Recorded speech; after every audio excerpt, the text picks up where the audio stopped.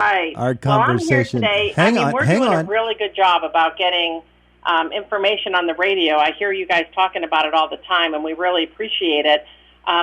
This is our 8th Walk for a Wonderful Life, but we are doing it in a virtual format this year, which is brand new to us. Mm-hmm. But we want to thank the commissioners, first off. Last Wednesday at the commissioners' meeting, they sent through a proclamation that recognizes suicide as a public health problem and suicide prevention as a community responsibility. It also designated September 6th through September 12th as Suicide Prevention Week in Indiana County. And so what we're trying to do is just get the information out there that suicide is the 10th leading cause of death, of all deaths in the United States, but it's the second leading cause of death among individuals between the ages of 10 and 34. Yeah. That's terrifying. That's actually very, very sad. And on average, one person dies by suicide every 4 hours. Amazing. That's really hard to believe. And in this population right here, we have to remember our veterans that are coming back. The suicide rate's incredibly high, and for veterans, and having somebody who's in the military, I am constantly, checking in with my son and making sure, Mm-hmm. mental health. Dr. May always says it, get a checkup from the neck up, so it's really, really critical that we, spread this information.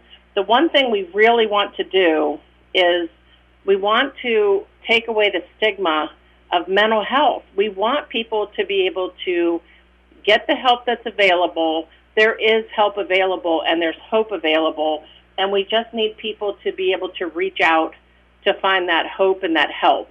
And so I do want to give the 24/7 crisis hotline Mm-hmm. number again, just so everybody has it. It's 1-877-333-2470.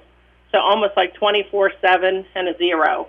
And if anybody is in need of, they just feel like they're having suicidal ideations, or they're in a mental health crisis and they're not being able to handle things on their own, please just give them a call and let's work through this. And we can refer people at any time, to places to get assistance. Yeah, absolutely. It didn't give me time to gracefully introduce this, so let me introduce her again. Lisa Spencer. She was so eager to talk to you. Lisa Spencer from the Department of Human Services. Our conversation brought to you by Marcus and Mack, a law firm representing injured people. Gosh, it's such an important topic. And talking with Dr. May earlier this week about how the funds are used from the Walk for a Wonderful Life and what a worthy cause that is. And so many people, just the number of people who have become trained in suicide prevention and intervention in Indiana County is it's mind-boggling, but it shows how deeply concerned Indiana County is.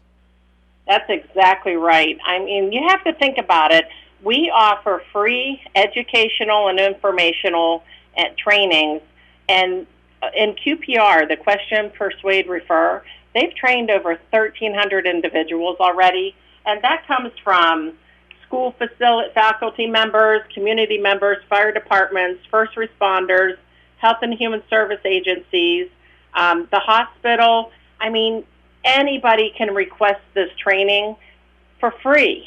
That is huge, and we're able to do that because of the donations that we receive during our virtual walk.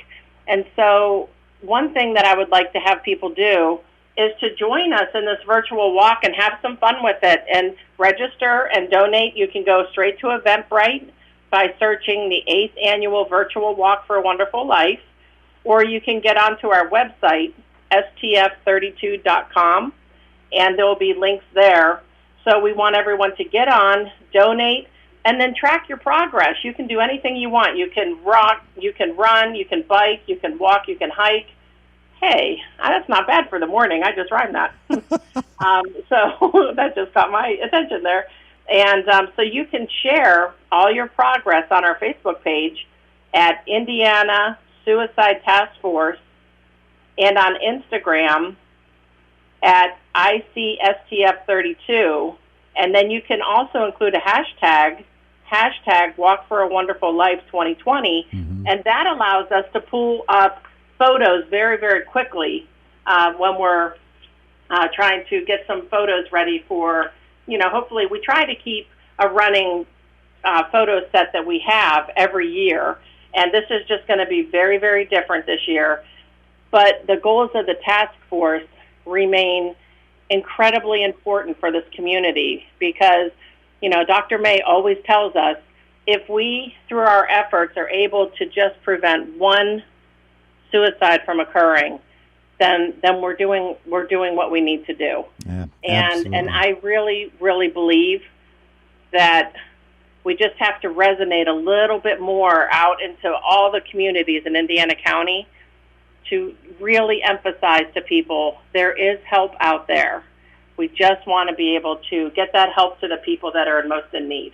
We would love to be able to hold just a single event as in the past because it's much more than just the walk. There are all the people who have displays, information, and help that is available. That won't be able to occur this year, but we do have the entire month of September, so people can start now on the Walk for a Wonderful Life. Yes, it just opened up yesterday, so from September 1st through September 30th, everybody can get their walks in or their hikes or their bikes and just get it in and just go over to the donate page. This is our only fundraiser. So we have to be able to raise money on this fundraiser to keep our coordinator going because it's a busy, busy job. And we also have to be able to, we want to be able to give all of that training out for free. And it's just really an important cause for Indiana County. So I'm hoping that everybody in the past who has participated will be happy to join us on a virtual walk this year. But I do think I'm going to miss the bonding of the families. It really is quite a sight when you go out to Mack Park and you see family members who've been affected by the loss of someone who has completed suicide in their family, where they make their own T-shirts and they come together. Sometimes they make their own little outfits, and it's incredible because it's also a healing event. It feels like, because we're all there supporting each other, and unfortunately, there are so many people that have a loved one or a friend or know of somebody who has completed suicide, and it's that the survivors often pay a heavy, heavy emotional price on this. So we're also worried about all of the survivors. In fact, we've already held, I believe, 5 of the international survivors of suicide loss for the last 5 years.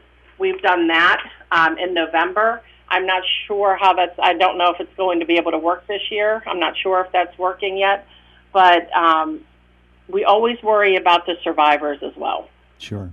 And I know that some of the funds help you as well to make speaking appearances, members of the Suicide Task Force, and you've spoken at, any number of groups, school groups and IUP, the Evergreen After School Clubs, fire departments. We might not think of the mental anguish that firefighters go through or other emergency responders. They see some horrific things, and that can plunge somebody into depression as well.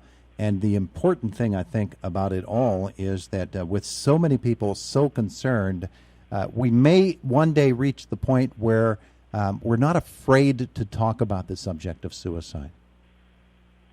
Right. I think one of the biggest myths is that if you talk to somebody about suicide, that you're going to make them think more about it.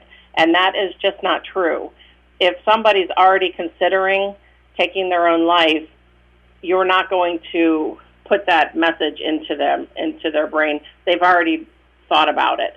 So the best thing we can do is do that: question, persuade, and refer. So it's almost like you're talking somebody through how to get help. And I think it's really critical that we continue to work at those 6 o'clock series over at IUP. Yeah. And they have a panel. They do it every year. And, people just don't realize how stressful life has become and just how easily people can go sliding down that slope into what you said, like depression, or even like feeling so anxious and getting withdrawn. It happens so subtly and so quickly sometimes that people don't catch it. And I often worry about the fire departments and police departments and the first responders. You have to think there's a lot of PTSD involved in those jobs. Like you said, those are horrific scenes that they're coming from, and they need people to talk to. Yeah. They need trained professionals to talk to work through that. I just can't imagine some of the accident scenes that they have had to be a part of. And that's something that we really worry about as well. Mm-hmm. But we love that our coroner, Jerry Overman, is very active with us. He's one of the best coroners that we have across Pennsylvania because he tries very hard to work with all of these groups. And he shows up and he's available. And so I want to definitely give him a shout-out, too, today, just because, he has that direct link to all those first responders and to the fire departments and different people that he works with through his position. So it's been an amazing link to have Jerry as part of the Suicide Task Force of Indiana County. Okay, so the donations can be made through Eventbrite using a credit card or debit card. If you're not comfortable doing that, you can mail a check to Suicide Task Force of Indiana County, and that's what you should make the check out to. The address is 300 Indian Springs Road, Suite 203, Indiana, PA 15701, correct? That is perfect. That's my office over at the Department of Human Services, and it'll come right to us, and then we will be able to put that right into our fundraising account, and that would help us greatly. Very good. Lisa Spencer, thank you so much for spending some time on a very important subject with us. Yes, it's very important, and I apologize I jumped right into it, but I was ready to go. And it's so funny because you can't imagine how many people know us just by our voices now when I'm out in public. They're like, you're on there with Todd. That's who you are. I hear your voice. And I'm like, so I figured they already knew who I was, Todd. Yeah. Check to be sure they're not holding a rock at the time they say that, okay? Yeah, I hope not. Right. I don't think so. Lisa, have a wonderful day today. All right, you too. Have a great one. Bye-bye. It's the voice of Indiana County, WCCS 101.1 FM and AM 1160, FM and AM 1160, FM